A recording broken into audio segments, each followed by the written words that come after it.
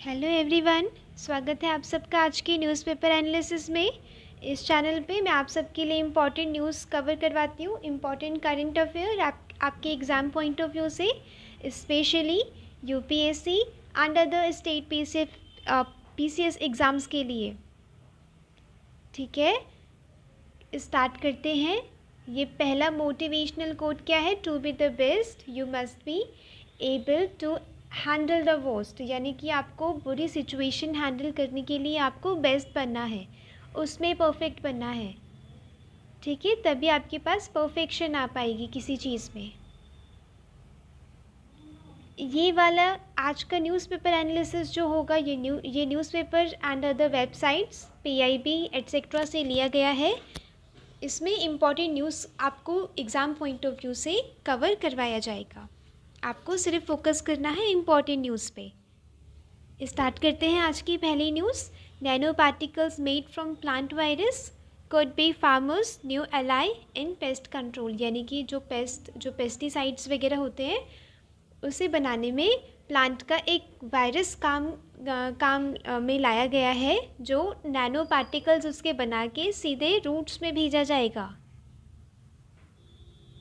ठीक है, engineers at University of California San Diego have developed nano particles.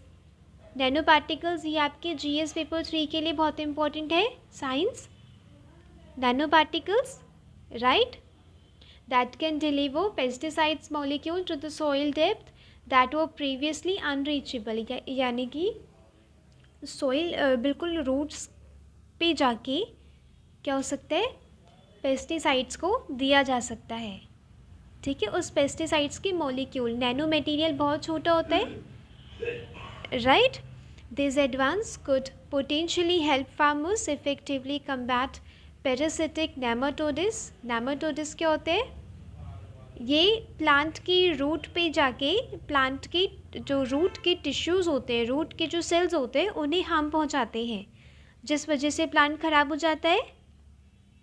While all minimizing cost, pesticides use and environmental toxicity, यानी कि हम minimise कर सकते हैं कॉस्ट, उसे काफ़ी इफ़िशेंट बना सकते हैं अगर हम बिल्कुल रूट्स पे उसे नैनो पार्टिकल्स को भेज के उसका यूटिलाइजेशन करें उस पेस्टिसाइड का। Controlling infestations caused by root damaging nematodes has been a long challenge in agriculture. देखते हैं सबसे पहले नेमाटोडिस क्या होता है। Nematodes are thread like round worms होते हैं that live in a wide range of environment, soil में, फ्रेश वाटर, सॉल्ट वाटर, यहाँ पे ये पाए जाते हैं। There are species of nematodes, they feed on fungi, bacteria, protozoas and plant, यहाँ पे ये फीड करते हैं। They can also parasite insect, human and animal, यानी कि ये किन चीज़ों को लग सकते हैं? इंसेक्ट को, ह्यूमन को और एनिमल को। Nematodes that feed on plant parts are called plant parasitic nematodes and are ubiquitous in agricultural soil, यानी कि बहुत भरपूर मात्रा में ये पाए जाते हैं एग्रीकल्चरल सॉइल में। नुकसान पहुंचाते हैं, इसका मतलब एग्रीकल्चर सेक्टर को इससे बहुत बड़ा खतरा है, इसीलिए प्लांट का ही वायरस यूज़ किया जाएगा। बिल्कुल उसके नैनो मॉलिक्यूल्स बना के रूट्स में भेजा जाएगा ताकि वो नेमाटोडिस को हटा सके, मार सके। Controlling infestations caused by root damaging nematodes has been, ये बहुत चैलेंजिंग रहा है एग्रीकल्चर के लिए, एग्रीकल्चर सेक्टर के लिए, कि वो नेमाटोडिस बहुत हार्म करते हैं प्लांट्स को। One reason is that the type of pesticide used against nematodes tends to cling the top layer of the soil, यानी कि नेमाटोडिस जो उनके रूट्स को हार्म करते हैं, ठीक है, वो ऐसे जो रूट्स होती हैं प्लांट को, उसमें नेमाटोडिस लग जाते हैं तो रूट के सेल्स को ख़त्म कर देते हैं। हम जो अभी तक पेस्टिसाइड्स यूज़ कर रहे थे वो प्लांट के टॉप लेयर तक रह जाता है, ठीक है, और अगर इसे हमें सीपेज करवाना होता है नीचे, तो हम ज़्यादा पानी का इस्तेमाल करते हैं। इसका मतलब ग्राउंड वाटर लेवल, जो ग्राउंड वाटर है उसको भी नुकसान पहुंच रहा है, पेस्टिसाइड वहाँ चले जा रहा है, वाटर को कंटामिनेट कर रहा है, राइट, ये हमें चीज़ ध्यान रखनी है. मेकिंग इट यानी कि ये बहुत टफ हो जाता है to reach the root level where nematodes wreak havoc. Right, जहाँ पे नेमोडोड्स ने ऐसे नुकसान पहुँचाया है ना, वहाँ तक इनकी जो पहुँच है वो नहीं हो पाती. ये टॉप सॉइल तक ही सीमित रह पाते हैं अभी तक हम जो पेस्टिसाइड्स यूज़ करते थे. As a result farmers often resort to applying excessive amount of pesticide as well as water to wash pesticide. यानी कि वो लोग अब रूट्स तक पहुंच जाए उसके लिए हमें क्या करना है. वो लोग क्या करते थे, ज़्यादा पेस्टिसाइड्स को यूज़ करते थे. ठीक है, ज़्यादा पानी को यूज़ करते थे कि पानी के माध्यम से पेस्टिसाइड्स रूट्स तक पहुंच जाए. बट वो रूट्स से भी नीचे चला जाता था ग्राउंड लेवल पे. जो ग्राउंड लेवल वाटर है ना, उस पे अंडरग्राउंड जो वाटर है उसको कंटामिनेट करता था, उसको प्रदूषित करता था. This can lead to the contamination of soil and ground water. ठीक है, बट ये वाला जो वायरस है इसके नैनो मॉलिक्यूल्स, हम इतने बहुत ही छोटे छोटे पार्टिकल्स होते हैं, उसे हम रूट्स में सीधे रूट्स को टारगेट करके हम भेजेंगे. ठीक है, ये बिल्कुल एक रेवोल्यूशनाइज एक चेंज हो जाएगा एग्रीकल्चर में. इंडिया सस्पेंड्स, आपने सुना होगा कि इंडिया एंड कनाडा के बीच में आजकल कुछ दिक्कतें आ रही हैं, स्पेशली खालिस्तान के इश्यू को लेकर. कनाडा इंडिया पे आरोप लगा रहा है, इंडिया कनाडा पे आरोप लगा रहा है. In a sharp escalations of diplomatic row between two countries after Canadian Prime Minister Justin Trudeau alleged that potential Indian government, यानी कि एक खालिस्तान के सेपरेटिस्ट थे वहाँ पे. ठीक है, वो लॉ मेकर में शामिल थे, उनकी किलिंग हुई है. तो वो जस्टिन टोडियो कह रहे हैं कि वो इंडिया के एजेंट्स ने किलिंग की है उनकी. और खालिस्तान का इशू आप सबको पता होगा, बहुत ही ज़्यादा हार्मफुल है हमारी कंट्री के लिए. सेपरेटिस्ट टेंडेंसीज वो क्रिएट कर रहा है.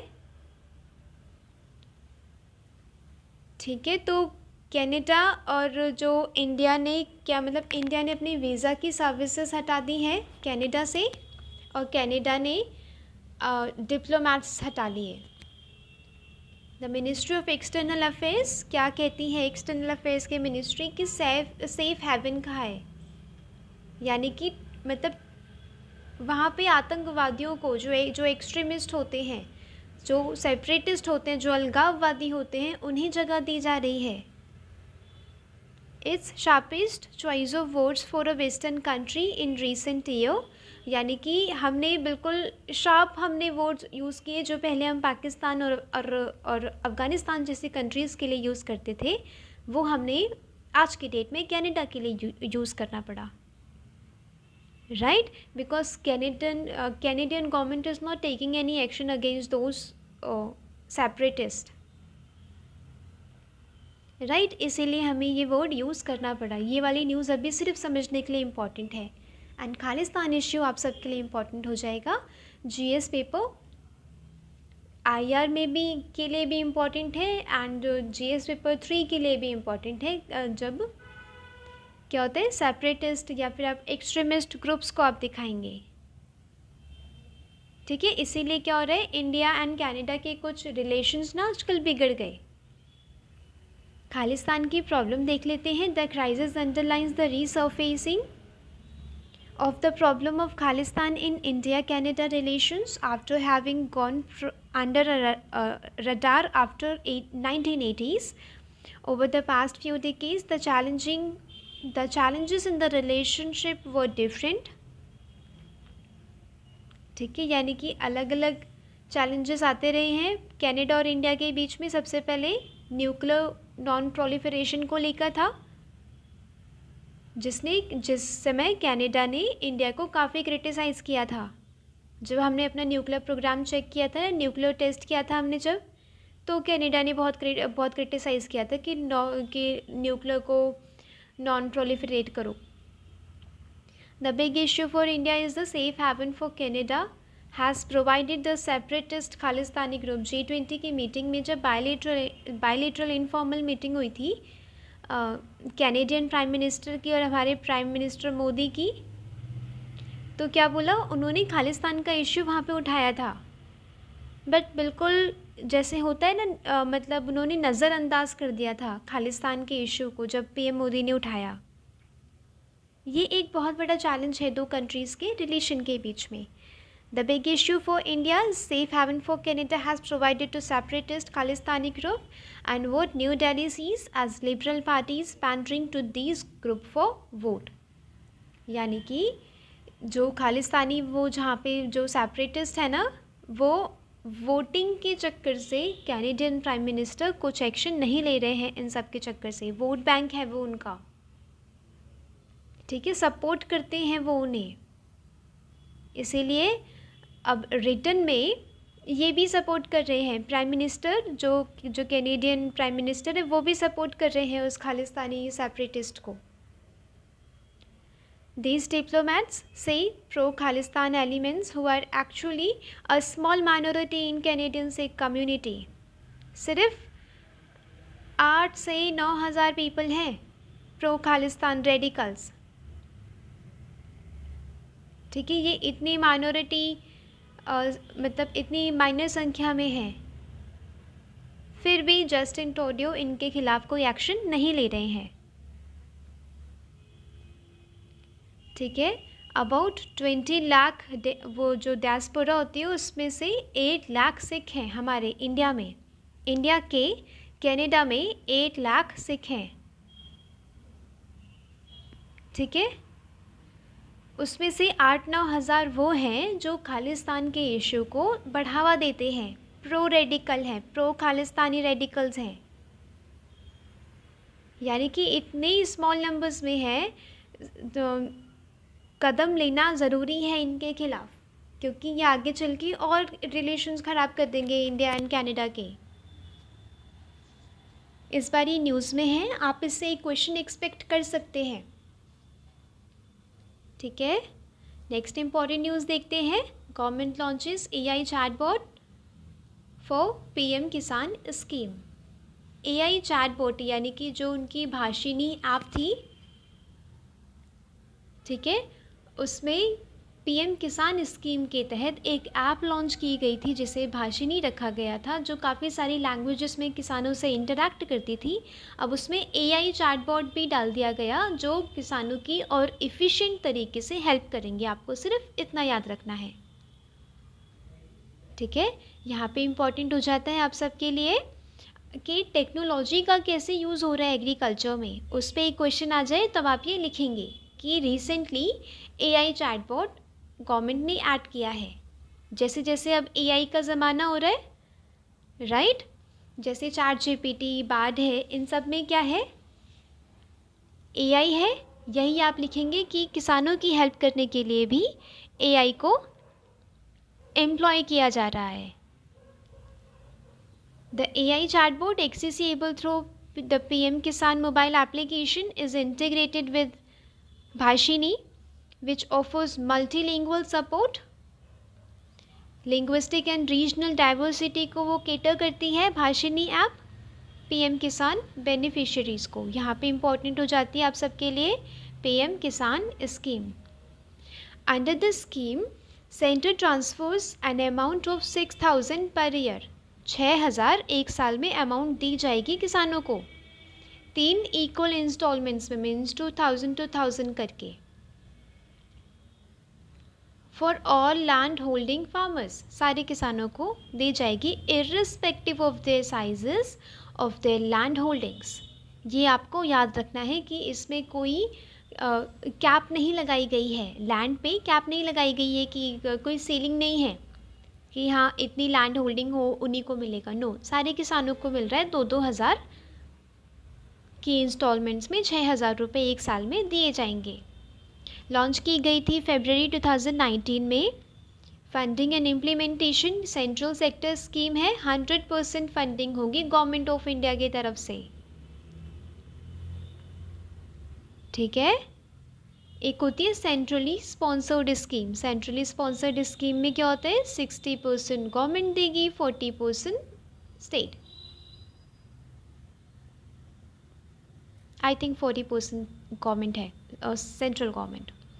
It is being implemented by ministry of agriculture and farmers welfare. आपको मिनिस्ट्री याद रखनी है, ठीक है। बेनिफिशरीज़ की identification, the entire responsibility of beneficiaries of identification of beneficiary farmer families rest with the state और यूटी गवर्नमेंट, राइट। जब ground level पे इम्प्लीमेंटेशन करना होता है तो किसका ज़्यादा पार्टिसिपेशन चाहिए होता है? स्टेट गवर्नमेंट का, लोकल गवर्नमेंट का। तो ये वाली बेनिफिशरीज़ को आइडेंटिफाई करने की रिस्पॉन्सिबिलिटी दे दी गई है राज्य सरकारों को, right. To supplement the financial needs of the small and marginal farmers, क्योंकि वो उन्हें कभी कभी उनके रिम्यूनरेटिव प्राइजेस नहीं मिल पाते, कभी फ्लड आता है, कभी ड्रॉप आता है, जिस वजह से उन्हें रिम्यूनरेटिव प्राइजेस नहीं मिल पाते, तो उनकी फाइनेंशियल सिचुएशन, फाइनेंशियल कंडीशन काफ़ी ख़राब स्थिति में चली जाती है। इसीलिए उन्हें सप्लीमेंट करने के लिए, उनकी फाइनेंशियल नीड्स को सप्लीमेंट करने के लिए ये स्कीम लाई गई। इनपुट्स दिए जाएंगे। इनपुट्स क्या होते हैं? जैसे कि फर्टिलाइज़र्स हो गए, इरीगेशंस हो गए, सीड्स हो गए, ठीक है। इंश्योर प्रॉपर क्रॉप हेल्थ, यानी कि हम 2,000 रुपीज़ हम देंगे, ये किस्तें हम देंगे, उससे वो इनपुट्स लेके आएंगे। इनपुट से क्या होगा? अच्छे बीज, अच्छी फसल, right, and appropriate yields commensurate with the anticipated farm income at the end of each crop cycle, to protect them from falling the clutches of money lenders। Money lenders जो इनफॉर्मल मनी lenders होते हैं, आपने लाला वाला सुना होगा पहले, ठीक है। ये क्या करते थे? पैसे दे देते थे और किसान से ज़्यादा पैसा ब्याज में वसूलते थे, ठीक है।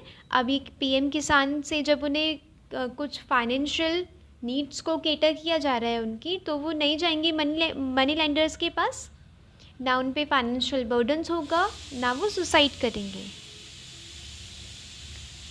ठीक है।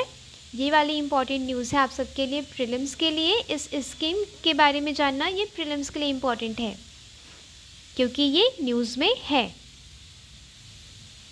ठीक है। और दूसरा, आप टेक्नोलॉजी के बारे में अगर आप कुछ लिखेंगे, फाइनेंशियल नीड्स के बारे में कुछ लिखेंगे, तो ये वाला एक एग्जाम्पल आप नोट करेंगे, किसमें? जीएस पेपर 3 में, एग्रीकल्चर सेक्टर में, right. Next important, changing how we move. यहाँ पे बायो मतलब एथेनॉल की बात की गई है,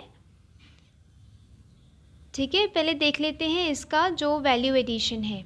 एथेनॉल ब्लेंडिंग क्या होता है? Ethanol is one of the principal biofuels which is naturally, ethanol क्या होता है? बायोफ्यूल होता है, naturally produced by fermentation of sugar by yeast और via petrochemical processes such as ethylene hydration.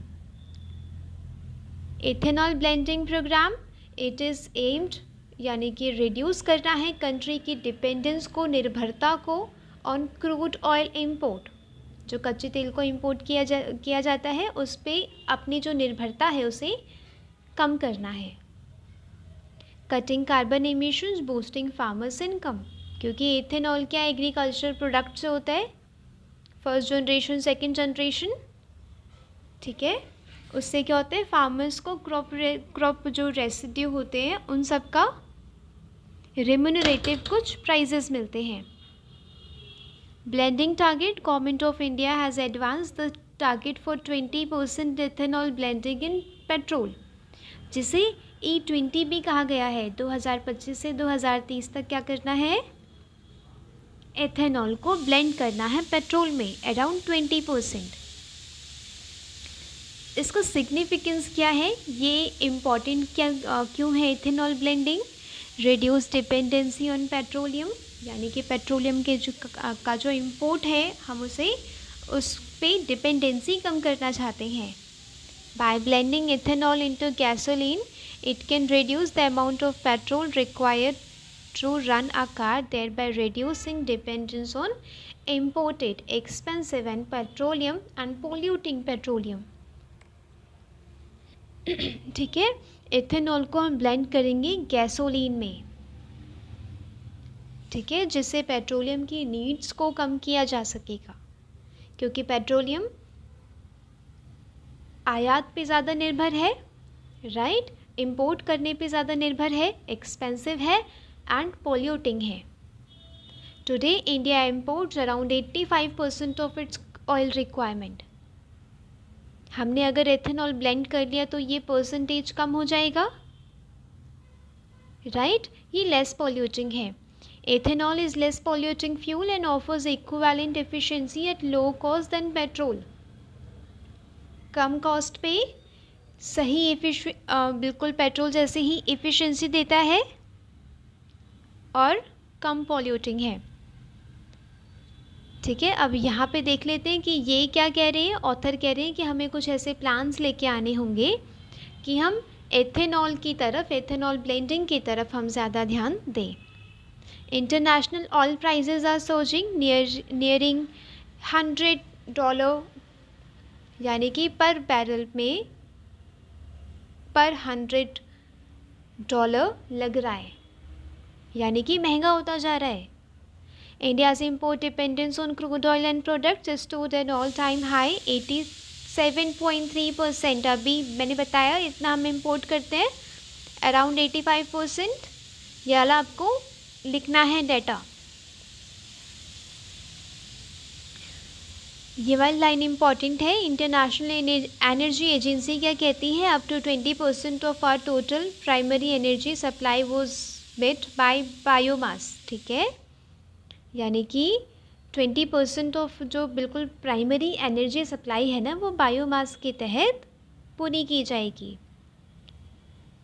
Global biofuel alliance भी लॉन्च हुआ था G20 में. ठीक है, इसके साथ साथ ये क्या कहते हैं, at the same time EVs are not the silver bullet solution for our mobility needs as the minerals, materials and components they need. यानी कि हम सिर्फ और सिर्फ EV पे डिपेंडेंट नहीं रह सकते हैं, क्योंकि टेक्नोलॉजी अभी उतनी खास नहीं है, एम्प्लॉयमेंट नहीं है. ठीक है, वैसे मिनरल्स नहीं है हम पे. बैटरी जिस चीज़ से बैटरी बनती है हम पे वो रेयर मिनरल्स नहीं है. इसीलिए सिर्फ EVs को प्रमोट नहीं करना चाहिए, हमें ethanol blending and other biomass product को भी प्रमोट करना चाहिए.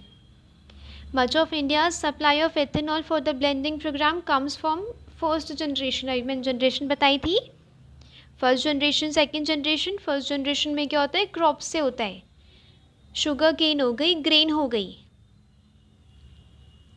ठीक है, और जो सेकंड जनरेशन है ना, अगर हम टेक्नोलॉजीज़ का अच्छे से यूज़ करेंगे, सेकंड जनरेशन में क्या होता है, रेसिड्यू को यूज़ किया जाता है, जो बचे खुचे एग्रीकल्चर का वो माल जो अब इस्तेमाल नहीं किया जा सकता, उसका हम वो मतलब यूज़ करेंगे, तो फार्मर की एक ऑल्टरनेटिव इनकम हो जाएगी, एक एक्स्ट्रा इनकम हो जाएगी. Even in diversifying our fuel base, the primary focus of policy must be slow down the overall consumption of petrol in the economy. यानी कि हमें बायोमास के बढ़ावे के साथ साथ हमें ये कुछ ऐसी पॉलिसीज़ लेके आनी होगी कि पेट्रोल का कंजम्पशन कम हो जाए. Address the private demand for the fuel. Targeted promotion of EV in the public transit and pricing the use of private vehicle in urban setting. ये एक ट्रांजिशन लेके आ सकता है. इसका मतलब क्या है, जो प्राइवेट व्हीकल्स होते हैं उन्हें जो पेट्रोल वाले होते हैं ना, उन पे टैक्स वगैरह कुछ लगाया जाए. ठीक है, प्रमोट किया जाए electric public vehicle, right, electric private vehicle भी प्रमोट किए जाए. ये हमारे ट्रांजिशन को इम्पॉर्टेंट बना सकता है. वे फॉरवर्ड देखते हैं इसका. एथेनॉल फ्रॉम वेस्ट, यानी कि आपको कुछ ओपिनियन प्रेजेंट करने के बाद आपको वे फॉरवर्ड भी लिखना होगा. India has a real opportunity here to become a global leader in sustainable biofuel policy. ठीक है, हमें रीफोकस करना होगा एथेनॉल जो वेस्ट से बन रहा है उस पे. This would bring a strong climate and air quality benefit, right. जो दिल्ली की एयर पोल्यूशन वाली प्रॉब्लम्स आप सबको पता होगी, कितना स्मॉग वहाँ पे हो जाता है. पेट्रोल की वजह से, डीजल की वजह से, उसे हम कम कर सकते हैं।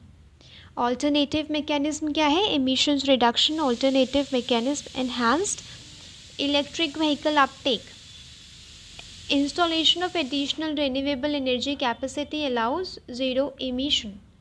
रिन्यूएबल एनर्जी जैसे कि सोलार, विंड, हमें इन सब को भी यूज़ करना चाहिए, ईवी को यूज़ करना चाहिए, इलेक्ट्रिक व्हीकल को।